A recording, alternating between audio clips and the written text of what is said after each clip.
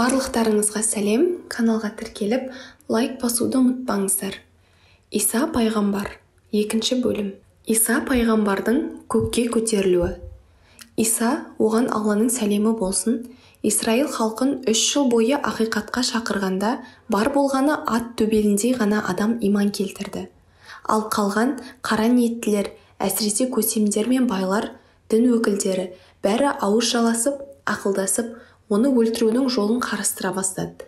Осы мақсатта яһудилер Исаны, оған Алланың сәлемі болсын, тұс-тұстан іздестіре бастағанда, оларға хабар айтып, өзінің 200-лігін әшкерелеген адам 12 хауаридің бірі болды.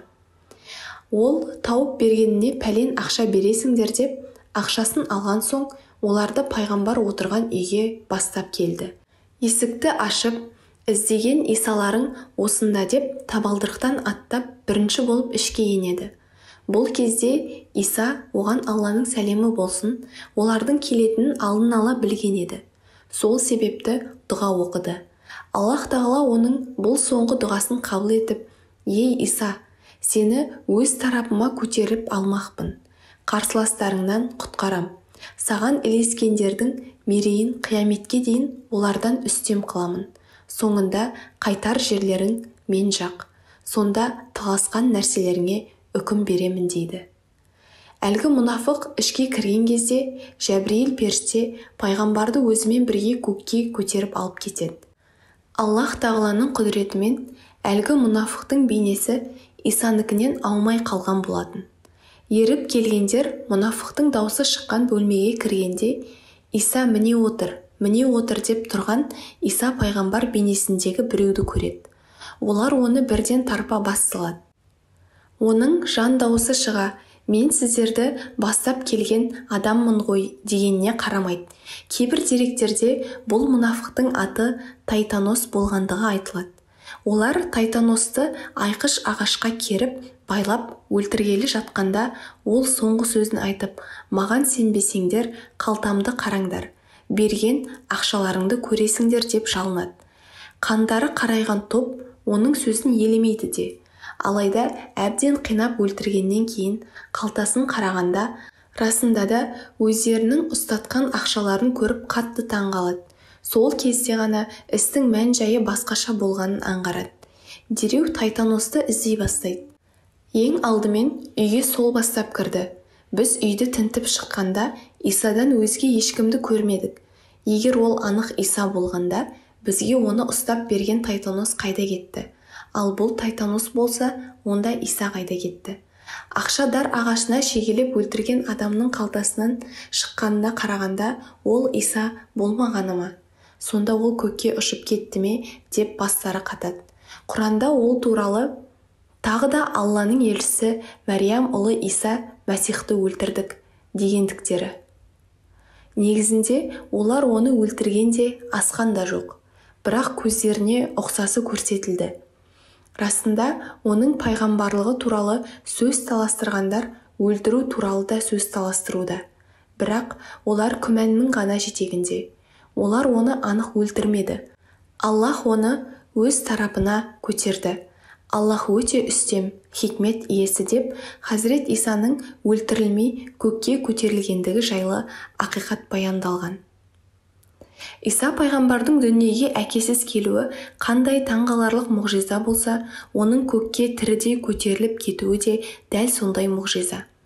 Көкке көтерілген пайғамбар күндердің күнінде жер бетіне дәжжәл келіп, адамзатқа бұрын соңды болмаған зұлымдық жасаған шақта, Хақ Тағаланың әмірімен жерге түсіп, сол тажалмен соғысып жеңеді. Бұған қоса бұзылған христиандарды да түзейді. Шоқынған крестерін сындырып, доңыз етін жеуге тыйым салып, оларды иманға келтіреді. Бұл туралы 50-ден астам сахих хадис бар. Әсіресе Хазірет Исаның жер бетіне қашан және қалай түсетіні туралы нақты деректер жоқ. Анық ақиқаты жаратушыға ғана аян.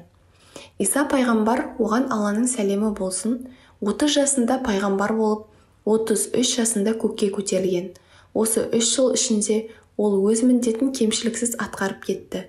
Өзінен кейін соңғы пайғамбар Хазірет Мұхаммедтің, оған Алланың сәлемі мен игілігі болсын, келетінін де зор қуанышпен сүйіншілеген. Інжіл.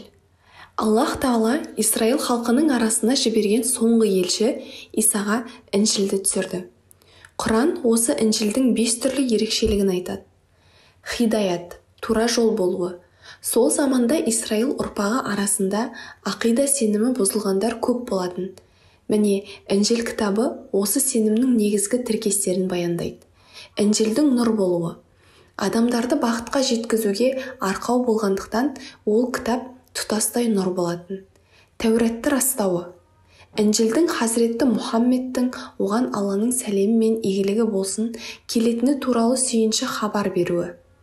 Інжілдің тақуаларға насихатшы болуы. Інжілде көптеген насихаттар мен өнегелер бар. Сөйтсе де Інжілді адамдар өз қалауына қарай өзгертіп, бұрмалаушылықтарға жол берген. Бір деректе Хазірет Исаға бар жоғы 12 адам ғана ергені айтылады. Құран осы кісілерді хауари деп атайды. Хауари сөзі ақ, ізгі және дос деген мағынаға саяды. Пайғамбарымыз оған Алланың сәлемі мен игілігі болсын Хазірет Зүбәйір ибн Әуәм туралы әр пайғамбардың хауарийі болады. Менің хауариім Зүбәйір дейді. Иса пайғамбардың хауарийі өзіне аса сенімді һәм берік жандар еді. Хақ пайғамбар оларды жан-жаққа жіберу арқылы халықты дінге шақырып отырған. Бірде хауарилар Хазірет Исадан: «Уа Мәриям ұлы Иса, Раббың бізге көктен бір дастархан түсіре ала ма?» деп сұрайды. Бұл әлбетте хауарилардың жаңадан иман келтірген кездері болатын. Әр мұғжиза олар үшін өте қызық еді. Хақ пайғамбар оларға: «Егер шынайы мұсылман болсаңдар, Аллахтан қорқыңдар, мұндай нәрсені әсте талап етуші болмаңдар. Өйткені мұндай талаптар Хақ Тағаланың құдіретіне және менің пайғамбарлығыма күмән келтіру болып есептеледі» дейді. Сонда хауарилар: «Жоқ, бізде әсте ондай ниет те жоқ, ой да жоқ. Бір бар болғаны сол дастарханнан дәм татқымыз келеді. Сонда жүрегіміздегі иман берік болып, сенің айтқандарыңа терең сенеміз» деп жауап береді.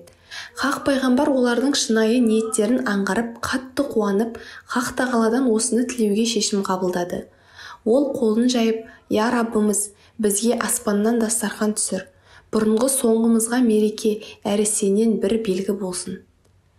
Бізді ризықтандыр. Сен ризықтандырушылардың ең жақсысысың» деп дұға етеді. Мәида сүресі 114 аят. Хақ Тағала: «Күдіксіз, мен сол дастарханды әлбетте түсіремін. Егер осыдан кейін сендерден кім қарсы келсе, шынайы түрде мен оны дүниеде ешкімді азаптамаған азаппен азаптаймын» дейді. Мәида сүресі 115 аят.